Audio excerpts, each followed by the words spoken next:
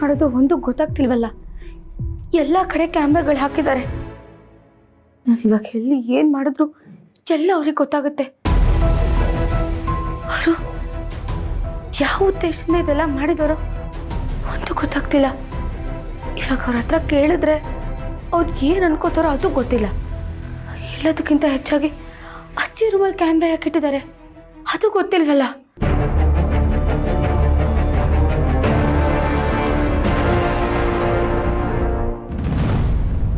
Madam, ಪರವಾಗಿಲ್ಲ, ಕೂತ್ಕೊಳ್ಳಿ.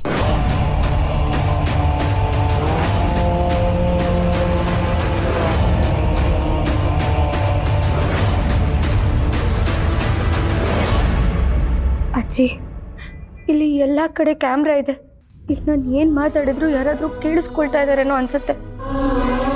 ಇದರಿಂದ ನಮ್ಮ ಸ್ವಾತಂತ್ರ್ಯನೇ ಕಿತ್ಕೊಂಡಾಗಿದೆ ಅಜ್ಜಿ. ಇದನ್ನೆಲ್ಲ ನೋಡ್ತಿದ್ರೆ ಭಯ ಆಗ್ತಿದೆ. ಈಗ ನಾನು ಇಲ್ಲಿರೋದನ್ನ ಅವ್ರು ನೋಡ್ತಾ ಇರ್ತಾರೆ. ಏನು ಮಾಡೋದು? ಅಜ್ಜಿನಂತೂ ಇಲ್ಲಿಂದ ಕರ್ಕೊಂಡು ಹೋಗೋದು ಕಷ್ಟ ಆಗುತ್ತೆ. ಅಮ್ಮನ ಹತ್ರ ಏನೋ ಅಜ್ಜಿನ ಕರ್ಕೊಂಡು ಹೋಗು ಅಂತ ಹೇಳಿಬಿಟ್ಟೆ, ಆದರೆ ಇವ್ರು ಕಳಿಸ್ಬೇಕಲ್ಲ. ಏನು ಮಾಡಲಿ? ಹೌದು, ನಾನೇ ಅಮ್ಮನ ಮನೆಗೆ ಹೋಗಿ ಎಲ್ಲ ವಿಷಯ ಹೇಳಿ ಅಜ್ಜಿನ ಕರ್ಕೊಂಡು ಹೋಗೋ ಹಾಗೆ ಮಾಡಬೇಕು. ಅದಕ್ಕೆ ಮೊದಲು ಅಕ್ಕಂಗೆ ಫೋನ್ ಮಾಡೋಣ.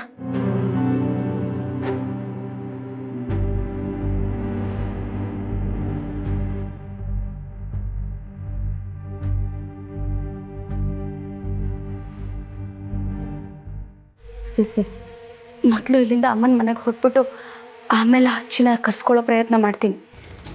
ಅದಕ್ಕಿಂತ ಮುಂಚೆ ಅಕ್ಕಂಗೆ ಫೋನ್ ಮಾಡಿ ಇದೆಲ್ಲ ಹೇಳ್ತೀನಿ. ಏನು ಮಾಡಬೇಕು ಅಂತ ಅವಳಾದರೂ ಹೇಳ್ತಾಳೆ. ಫೋನ್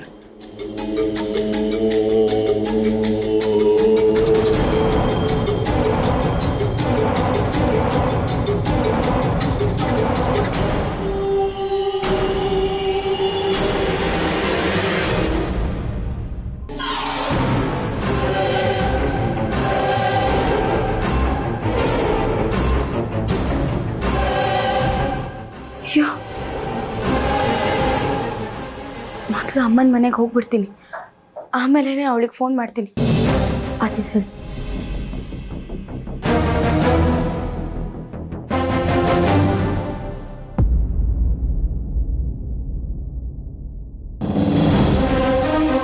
ಅಜ್ಜಿ, ನಾನು ಹೋಗಿ ಅಪ್ಪ ಅಮ್ಮನ ಕರ್ಕೊಂಡು ಬರ್ತೀನಿ.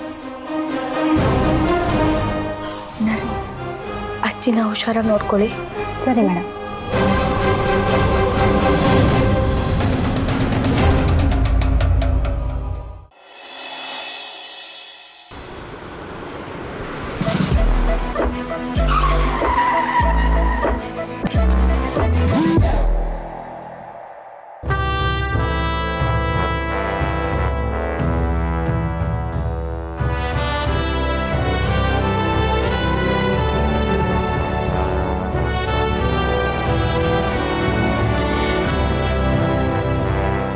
ಸರಿಮಾ, ಹಾಗೆ ಮಾಡು. ಅದು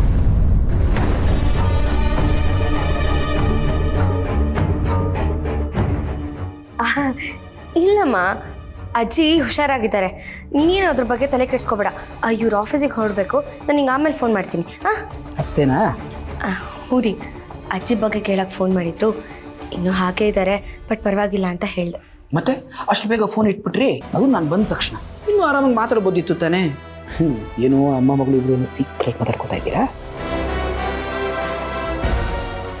ಚಿಮ್ಮರಿ, ಅಪ್ಪ ನೀವಾ?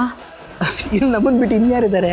ಅದು ಸರಿ ರೀ, ಈ ಮನೇಲಿ ನಾನು ನೀವು ಅಜ್ಜಿ ಬಿಟ್ರೆ ಇನ್ಯಾರು ಬರೋಕ್ಕೆ ಸಾಧ್ಯ? ಬಂದರೂ ನಿಮಗೆ ಗೊತ್ತಾಗುತ್ತಲ್ಲ.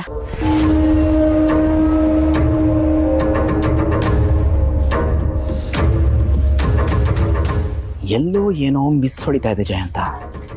ಇವತ್ತು ಬೆಳಗ್ಗೆ ಮಾವನವರು ಫೋನ್ ಮಾಡಿದಾಗ ಚಿನ್ನು ಮರಿಯಾಗಿ ಫೋನ್ ತೊಗೊಳ್ಳಿಲ್ಲ. ಆಮೇಲೆ ಅವ್ರ ತಾಯಿ ಜೊತೆ ಮಾತಾಡ್ತಿದ್ದಾಗ ನೀನು ಹೋದ ತಕ್ಷಣ ಫೋನ್ ಯಾಕೆ ಕಟ್ ಮಾಡಿದ್ರು? ಬಾಯ್.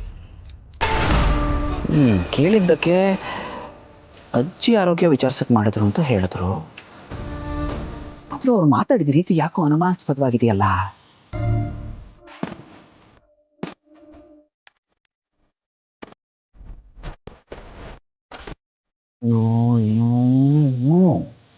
ಚಿನ್ನು ಮರಿ ಬಗ್ಗೆ ಹಾಗೆಲ್ಲ ಮಾತಾಡಬಾರ್ದು.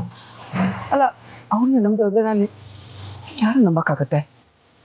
ಇಲ್ಲ ಇಲ್ಲ, ಹೋಗ್ಲಿ. ಈಗ ಏನು ಮಾಡ್ತಿದ್ದಾರೆ ಅಂತ ಚೆಕ್ ಮಾಡ್ಬೋದಲ್ಲ.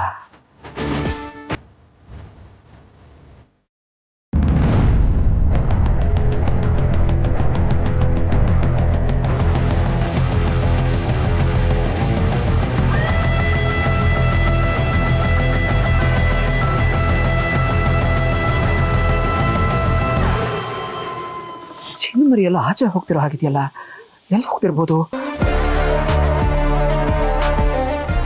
ನೋ, ಬೇಡ ಜಯಂತ, ಬೇಡ. ಈಗ ಅವ್ರು ಹೊರಗೆ ಹೋಗಿ ಬಂದರೆ ಅವರು ಸ್ವಲ್ಪ ಫ್ರೆಶ್ ಆಗ್ತಾರೆ, ಇನ್ನೂ ಖುಷಿಯಾಗಿರ್ತಾರೆ. ಆದರೆ ಈ ಟೈಮಲ್ಲಿ ಹೊರಗೆ ಹೋಗೋ ಅವಶ್ಯಕತೆ ಏನಿದೆ? ನನಗೆ ಹೇಳಿದ್ರೆ ನಾನೇ ಎಲ್ಲದನ್ನೂ ತಂದ್ಕೊಡಲ್ವಾ? ಎಷ್ಟು ಹೇಳಿದ್ರು ಕೇಳಲ್ಲ. Jayanth, focus on your work. Chinnu ಮರಿ,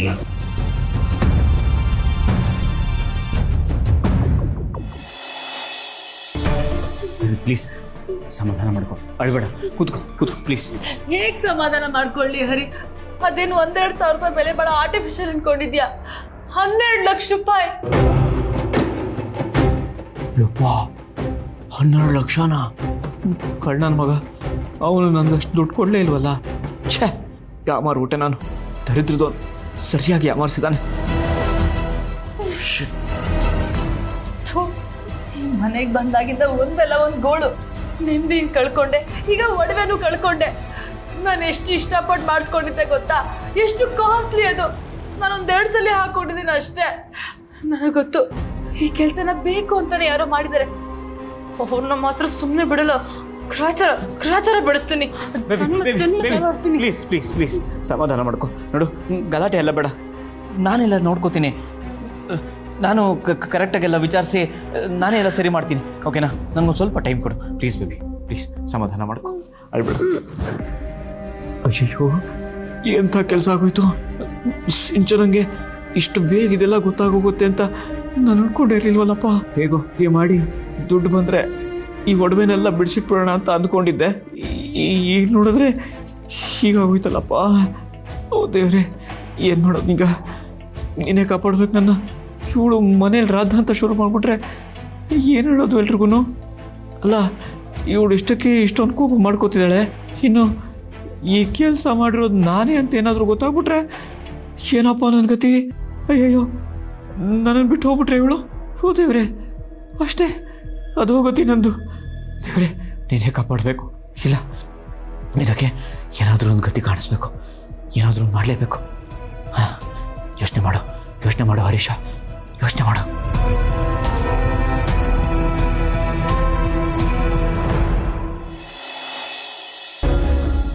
ಅವ್ರ ಆಫೀಸಿಂದ ಬರೋಷ್ಟೊತ್ತಿಗೆ ನನ್ನ ಅಮ್ಮನ ಮನೆಗೆ ಹೊರಟ್ಬಿಡ್ಬೇಕು, ಇಲ್ಲಾಂದರೆ ಕಷ್ಟ ಆಗ್ಬಿಡುತ್ತೆ. ಇಲ್ಲ ಎಲ್ಲಾದರೂ ನನ್ನ ನೋಡ್ಬಿಟ್ರೆ ಮುಗೀತು ಕತೆ. ಅಯ್ಯೋ, ಅವ್ರ ಕ್ಯಾಮ್ರಾದಲ್ಲಿ ನನ್ನ ಮನೆಯಿಂದ ಹೊರಟಿದ್ದನ್ನ ನೋಡಿರ್ತಾರಲ್ವಾ? ಹಾಂ, ಈ ಬ್ಯಾಗ್ ಇಟ್ಕೊಂಡು ಹೊರಟಿರ್ತೀನಲ್ಲ, ನಾನೇನೋ ಪರ್ಚೇಸ್ ಮಾಡೋಕ್ಕೆ ಹೊರಟಿದ್ದೀನಿ ಅಂತ ಅಂದ್ಕೊಂಡಿರ್ತಾರೆ. ಹೌದು, ನಾನಿವಾಗ ಬಸ್ ಸ್ಟ್ಯಾಂಡ್ ತನಕ ನಡ್ಕೊಂಡು ಹೋಗ್ಲಾ? ಇಲ್ಲ, ಲೇಟ್ ಆಗಿಬಿಡುತ್ತೆ. ಒಂದು ಆಟೋ ಇಟ್ಕೊಂಡು ಹೋಗೋದೇ ಸರಿ.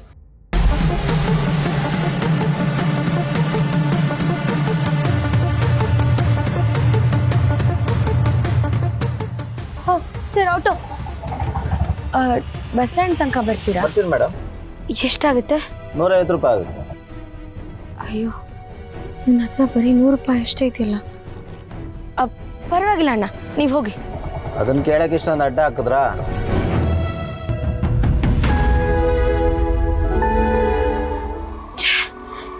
ಏನು ಮಾಡಲಿ ನಾನು? ಈ ಥರ ಬರ್ತಾ ಇದ್ದೀನಿ ಅಂತ ಅಕ್ಕಂಗಾದ್ರೂ ವಿಷಯ ಹೇಳ್ಬೋದಾ? ಅವಳಾದ್ರೂ ನಂಗೆ ಏನಾದರೂ ಹೇಳ್ತಾಳೆ, ಸಹಾಯ ಮಾಡ್ಬೋದು.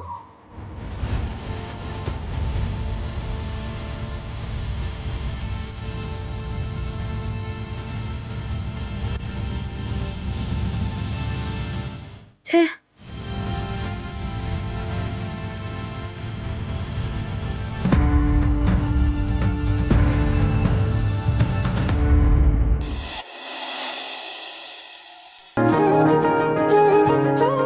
ಏ ವೀಣಾ, ಎಷ್ಟೊತ್ತೆ ಬೇಗ ತಗೊಂಬಾರಿ ಜ್ಯೂಸ್ನ ಬಾಯರ್ಗೆ ಆಗ್ತಿದೆ.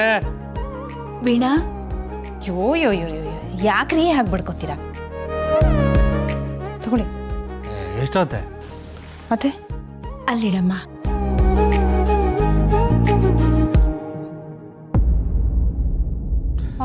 ನೀವು ಬಂದ್ರಾ? ಸಿಂಚನ, ಯಾಕಮ್ಮ ನಿಂತಿದ್ಯಾ? ಕೂತ್ಕೊಮ್ಮ. ಕೂತ್ಕೋ. ಏನೋ ಇವತ್ತು ಬೇಗ ಬಂದ್ಬಿಟ್ಟಿದ್ಯಾ? ಸಿಂಚನ ಕೆಲಸ ಮುಗೀತು ಅಂದ್ಲು, ಅದಕ್ಕೆ ನಾನು ಈ ಕಡೆ ಬರ್ತಿದ್ದೆ, ಕರ್ಕೊಂಬಂದೆ.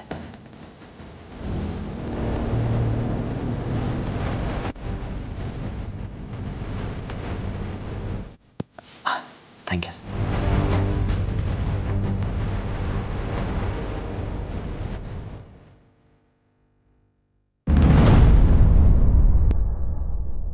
ಯಾಕೆ ಸಿಂಚನ ಒಂಥರ ಇದೆಯಾ? ಹುಷಾರಿಲ್ವಾ?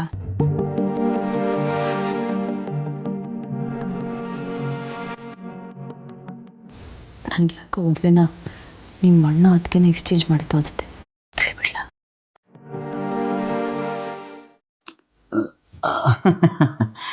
ಏನು ಸಿಂಚನ ನೋಡು, ಏನು ಯೋಚನೆ ಮಾಡಬೇಡ, ನಾನೆಲ್ಲ ವಿಚಾರಿಸ್ಬಿಟ್ಟು ಆಮೇಲೆ ಹೇಳ್ತೀನಿ. ಇವಾಗ ಏನು ಮಾಡಬೇಡ. ಏನದು ಇಬ್ಬರು ಊಟಾಗ ಏನೋ ಮಾತಾಡ್ತಿದ್ದೀರಾ? ನಮಗೂ ಸ್ವಲ್ಪ ಹೇಳಿ ಏನು ಅಂತ. ಜ್ಯೂಸು ಚೆನ್ನಾಗಿ ಮಾಡಿದ್ದಾರೆ ಅದಕ್ಕೆ ಅಂತ ಹೇಳಿ. ನೋಡೆ ಅದನ್ನ ಮುಂದೆನೇ ಹೇಳಿದ್ರೆ ಗಂಟ ಹೋಗುತ್ತೆ.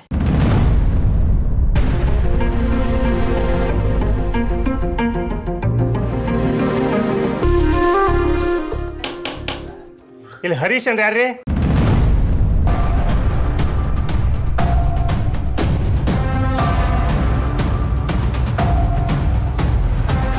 ಅಲ್ಲಿ ಕೂತಿದ್ದಾರೆ ನೋಡಿ ಸರ್, ಅವರೇ ಹರೀಶು. ಅರೆ ಸರ್, ನೀವು ಚೀಟಿ ಹಾಕೋಕ್ಕೆ ಇಲ್ಲಿ ತಂದು ಬಂದ್ಬಿಟ್ರಾ? ಪೊಲೀಸ್ನವರು ಕರ್ಕೊಂಡು ಬಂದ್ಬಿಟ್ಟಿದ್ದೀರಾ? ಬನ್ನಿ ಇರಲಿ, ಬನ್ನಿ ಕೂತ್ಕೊಳ್ಳಿ, ಬನ್ನಿ.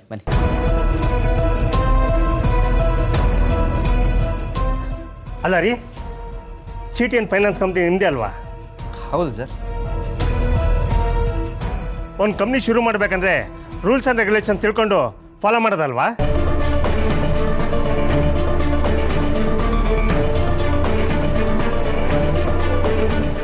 ಸರ್, ಅಂಥದ್ದೇನಾಯ್ತು ಈಗ? ನೋಡಿಮ್ಮ, ಒಂದು ಚೀಟಿ ಕಂಪ್ನಿ ಓಪನ್ ಮಾಡಬೇಕಾದ್ರೆ ಅದರದ್ದೇ ಆದಂಥ ರೂಲ್ಸ್ ರೆಗ್ಯುಲೇಷನ್ಸ್ ಅಂತ ಇರುತ್ತೆ. ಇವರು 25 ಲಕ್ಷ ರೂಪಾಯಿ ಚೀಟಿ ಮಾಡ್ತಾರಲ್ಲ, ಅದ್ರದ್ದು ಲೈಸೆನ್ಸ್ ತಗೋಬೇಕಂತ ಗೊತ್ತಿಲ್ವಾ ಇವ್ರಿಗೆ?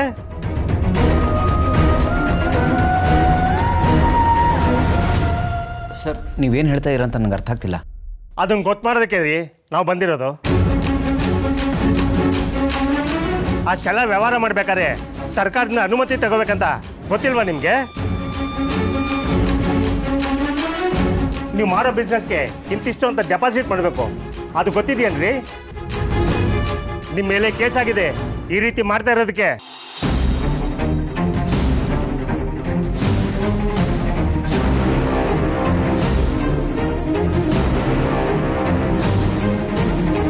ಅದಕ್ಕೆ ಅರೆಸ್ಟ್ ಮಾಡಕ್ ಬಂದಿದ್ದೀವಿ. ಪಿಸಿ ಕರ್ಕೊಳ್ರಿ ಅವ್ರನ್ನ. ಸರ್, ಇದನ್ನ ನಾವ್ ಯಾರಿಗೂ ಮೋಸ ಮಾಡ್ಬೇಕು ಅಂತ ಶುರು ಮಾಡಿದ ಬಿಸ್ನೆಸ್ ಅಲ್ಲ ಸರ್, ನಮ್ ಜೀವನಕ್ಕೋಸ್ಕರ ಮಾಡ್ತಿರೋದು. ಹೌದು ಸರ್, ಎಷ್ಟೋ ಜನ ಈ ರೀತಿ ಬಿಸ್ನೆಸ್ ಮಾಡ್ತಿದಾರಲ್ವಾ? ನನ್ ಮಗ ಮಾಡ್ತಿರೋದ್ರಲ್ಲಿ ಏನ್ ತಪ್ಪಿದೆ ಸರ್? ನೋಡಿ ಮೇಡಮ್, ನೀವೇನು ಹೇಳಿದ್ರು ನಿಮ್ಮ ಮಗ ಮಾಡಿರೋದು ತಪ್ಪು. ನೋಡಿಮ್ಮ, ಈಗ ಎನ್ಕ್ವೈರಿಗೆ ಅಂತ ಕರ್ಕೊಂಡು ಹೋಗ್ತಾ ಇದ್ದೀವಿ. ಎನ್ಕ್ವೈರಿ ಎಲ್ಲ ಮುಗಿದ್ಮೇಲೆ ನೀವು ಲೀಗಲ್ ಆಗಿ ಬಂದು ಬಿಡಿಸ್ಕೊಂಡು ಹೋಗ್ಬೋದು.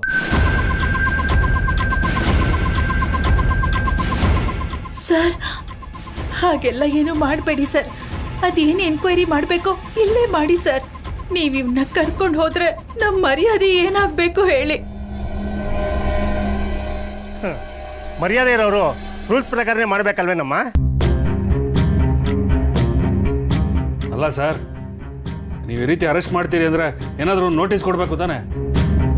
ಅದು ಬಿಟ್ಟು ಇದಕ್ಕಿದ್ದಾಗೆ ಬಂದು ಅರೆಸ್ಟ್ ಮಾಡ್ತೀನಿ ಅಂದರೆ ಇದು ತಪ್ಪಲ್ವಾ? ಯಾವ್ದು ಸರಿ ಯಾವ್ದು ತಪ್ಪು ಅಂತ ನಮ್ಗೆ ಗೊತ್ತಿದೆ. ರೇ, ಕರ್ಕೊಳ್ರಿ ಅವ್ರನ್ನ. ಸರ್, ನೀವು ತುಂಬಾ ದೊಡ್ಡ ತಪ್ಪು ಮಾಡ್ತಿದ್ದೀರಾ. ಇವ್ರನ್ನ ಯಾರು ಅನ್ಕೊಂಡ್ರಿ? ಮಿನಿಸ್ಟರ್ ಜವರೇಗೌಡ್ರ ಅಳಿಯ. ಅಪ್ಪನಿಗೆ ಫೋನ್ ಮಾಡ್ತೇನೆ.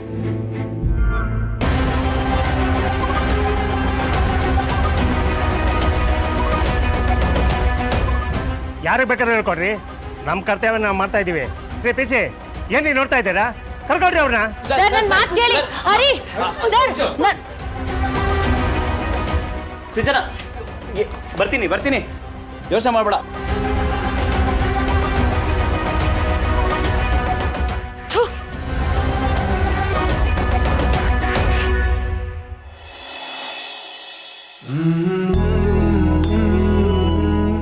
ಸಿದ್ದು ಅವ್ರೆ, ಇವತ್ತು ದೇವಸ್ಥಾನಕ್ಕೆ ಬಂದಿದ್ದು ಒಳ್ಳೇದಾಯ್ತು. ದೇವರ ದರ್ಶನೆಯಿಂದ ಮನ್ಸಿಗೆ ಒಂಥರ ನೆಮ್ಮದಿ ಸಿಕ್ತು. ನಿಮಗೇನ್ ಅನ್ನಿಸ್ತು? ಹಾ, ಶಿವರಾತ್ರಿಗೆ ಪೂಜೆ ಕೊಟ್ಟಿದ್ದೀನಿ. ಅಂದಾಗೆ ನಿಮ್ಗೊಂದ್ ವಿಷಯ ಗೊತ್ತಾ? ಹೋದ್ ಶಿವರಾತ್ರಿ ಹೀಗೆ ಪೂಜೆ ಕೊಟ್ಟಿದ್ವಿ.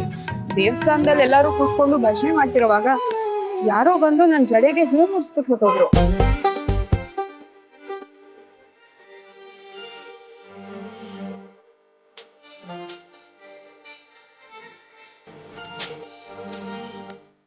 ಅವ್ರು ಯಾರು ಅಂತ ಗೊತ್ತಾಗ್ಲೇ ಇಲ್ಲ.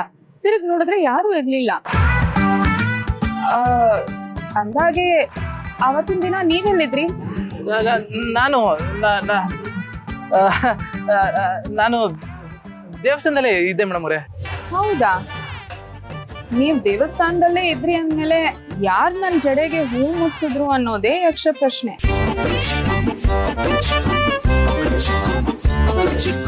ಹೋಗ್ಲಿ ಬಿಡಿ, ಈ ವರ್ಷನೂ ಶಿವರಾತ್ರಿಗೆ ಜೊತೆಗೆ ಬರೋಣ, ಜಾಗರಣೆ ಮಾಡೋಣ. ಮೇಡಮ್ ಅವರೇ, ನೀವು ಇಡೀ ರಾತ್ರಿ ಜಾಗರಣೆ ಮಾಡ್ತೀರಾ? ಹಾ, ಜಾಗರಣೆ ಮಾಡೋದ್ರಿಂದ ಮನ್ಸಲ್ಲಿರೋ ಕೋರಿಕೆ ಎಲ್ಲ ನೆರವೇರುತ್ತಂತೆ, ಆರೋಗ್ಯಕ್ಕೂ ಒಳ್ಳೇದು. ಅದಕ್ಕೆ ನಿಮಗೂ ಹೇಳ್ತಿರೋದು. ನೀವ್ ಮಾಡ್ತೀರಾ ಅಲ್ವಾ? ಅದು ಅದು ಅರ್ಥ ಆಯ್ತು ಬಿಡಿ. ನೀವೇನ್ ಜಾಗರಣೆ ಮಾಡೋದ್ ಬೇಡ, ಆದ್ರೆ ನೀವ್ ಮಾತ್ರ ಇಡೀ ರಾತ್ರಿ ನನ್ ಜೊತೆನೆ ಇರ್ಬೇಕು. ಯಾರೋ ಬಂದು ನನ್ ಜಡೆಗೆ ಹೂ ಮುಡ್ಸ್ ಹೋಗ್ಬಾರ್ದಲ್ವಾ?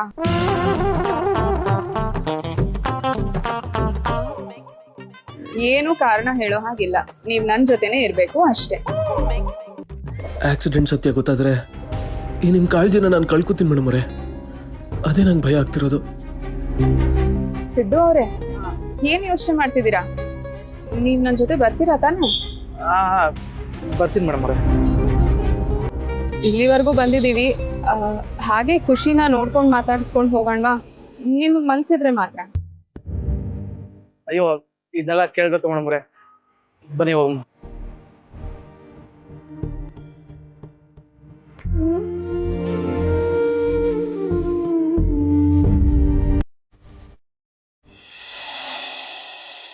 It was my pleasure talking to you, sir. ಇಲ್ಲ ಸರ್, ನಿಮ್ಮ ಜೊತೆ ಕೆಲಸ ಮಾಡಬೇಕು ಅಂತ ಬಹಳ ದಿನದಿಂದ ಆಸೆ ಇತ್ತು. ಅದು ಇವಾಗ ನೆರವೇರ್ತಾ ಇದೆ ಅಂತ ಇಟ್ಕೊಳ್ಳಿ. ಒಂದು ಕೆಲಸ ಮಾಡೋಣ ಸರ್, ಆಫೀಸ್ ಕಡೆ ಬನ್ನಿ, ನಿಮ್ಗೆ ಏನೇನು ಬೇಕು ಇನ್ಫಾರ್ಮೇಷನ್ನು ಕೊಡ್ತೀನಿ. If you think everything is okay, ಅಲ್ಲಿಂದ we can move on. Sure sir. Thank you so much.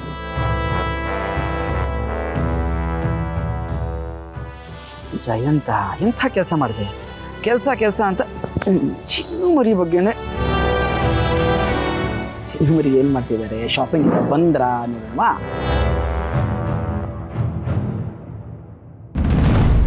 ಏನೇನಿದು? ಚಿನ್ನು ಮರಿ ಹಾಲಲ್ಲೂ ಕಾಣ್ತಾ ಇಲ್ಲ. ಅಜ್ಜಿ ರೂಮಲ್ಲಿ ಇರಬೇಕು.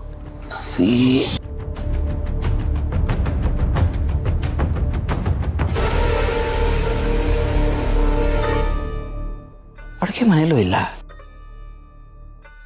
ಬೆಡ್ರೂಮಲ್ಲಿ ಏನಾದರೂ ಇದ್ದಾರಾ? CCTV ಕ್ಯಾಮ್ರಾ ಇಲ್ವಲ್ಲ? ಹಾಗಾದ್ರೆ ಚಿನ್ನು ಮರಿಯನ್ನು ಶಾಪಿಂಗ್ ಇಂದ ಬಂದೇ ಇಲ್ಲ. ಅವ್ರಿಗೇನಾದ್ರೂ ಹೆಚ್ಚು ಕಡಿಮೆ ಆಗ್ಬಿಟ್ಟಿದ್ರೆ? ನೋ, ಮೊದಲು ಮನೆಗೆ ಹೋಗಿ ಚೆಕ್ ಮಾಡಬೇಕು. ಮುಂಜಾನೆ ಅಂತ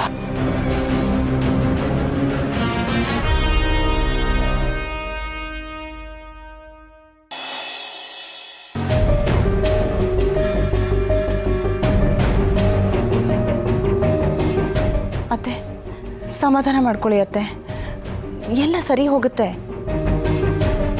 ಅಲ್ಲ ವೀಣಾ, ಈ ರೀತಿ ಮನೆಗೆ ಬಂದು ಅವ್ರನ್ನ ಕರ್ಕೊಂಡು ಹೋದ್ರೆ ಭಯ ಆಗಲ್ವಾ? ಮೊದ್ಲೇ ಹರೀಶನ್ಗೆ ಇದೆಲ್ಲ ಗೊತ್ತಿಲ್ಲ. ಅವನು ಜೀವನಕ್ಕೆ ಒಂದು ಕೆಲಸ ಅಂತ ಶುರು ಮಾಡಿದ್ರೆ ಅಲ್ಲೂ ಅವನಿಗೆ ತೊಂದರೆ. ಅದಕ್ಕೆ ಹೇಳಿದ್ದು ಏನಾದರೂ ಶುರು ಮಾಡಬೇಕಾದ್ರೆ 4 ಕಡೆ ವಿಚಾರಿಸಿ ಶುರು ಮಾಡಬೇಕು ಅಂತ. ಅವನು ಹೆಂಡತಿ ಹೇಳಿಲ್ಲ ಅಂತ ಇವನು ಕೇಳ್ಬಿಟ್ಟಂತೆ. ಈಗ ನೋಡಿ ರೀ, ನೀವು ಉರಿಯೋ ಬೆಂಕಿಗೆ ತುಪ್ಪ ಸುರಿಯೋ ಥರ ಮಾತಾಡಬೇಡಿ. ಈ ಥರ ಎಲ್ಲ ಆಗುತ್ತೆ ಅಂತ ಅವನಿಗೇನು ಗೊತ್ತಿರುತ್ತಾ ಹೇಳಿ?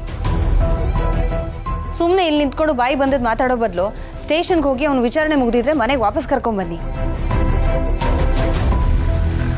ಯಾರೋ ಮಾಡಿ ತಪ್ಪಿಗೆ ನಾನು ಶಿಕ್ಷೆ ಅನುಭವಿಸ್ಬೇಕು. ಸರಿ, ಹೋಗಿ ವಿಚಾರಿಸ್ಕೊಂಬರ್ತೀನಿ.